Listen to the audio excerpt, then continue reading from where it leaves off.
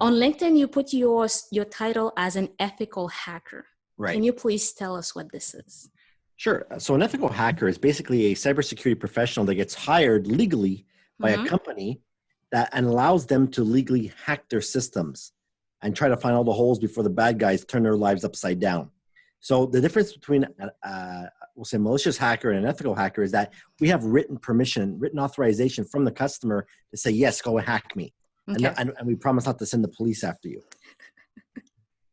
And then they pay you the big bucks to do that. They try to, yeah. Oh, they try to. That's good. Actually, when it's too late, that's when they pay the bigger bucks, when it's too late. Ah, I understand. And how do you help them? Let's say it's too late and now they call you. You get the call. What do you do? Okay, so we have a team of what's called incident responders. It's where we come in and we work with, they're called breach coaches, cyber insurance companies, lawyers.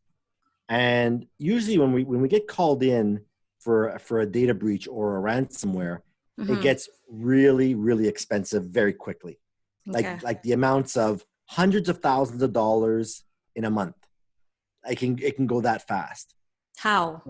Well, because what happens is, so say you need to say you're a company of 100 employees. Okay. Well, what would happen is that say they get infected with what's called a ransomware. A ransomware is basically a malicious software that gets sent into a company, and somebody clicked on a link they're not supposed to, or loaded up the program, and it encrypts all of the data in the company. It locks it up. It's completely unusable. And the only way to get this data back is if you restore from backup, which is also encrypted, or pay the ransom.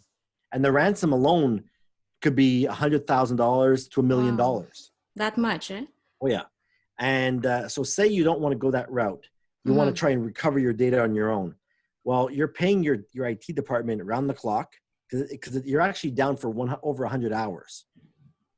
And then you got lawyers involved, and these cyber responders can go anywhere between $250 an hour to $500 an hour. Times 100 hours. Wow. Per person. Wow. So so you can get brought in for easily $75,000 a week, depending on the size of these companies. Oh yeah, it goes very, very quickly. So most business owners will try to avoid paying that ransom, but try to recuperate their data instead. That's right. But in some cases, they have no choice because the data, maybe their last known good backup, because they never tested it, was like a month ago. Okay. Or in some cases, a year and a half ago. We've had cases like that. They had no choice to pay the ransom. And so that's the biggest problem. Companies that's in my opinion, they don't really see the need for cybersecurity until it's too late. But let's say they pay the ransom. Can the hacker come back again and say, give me more money? Isn't that how it would work?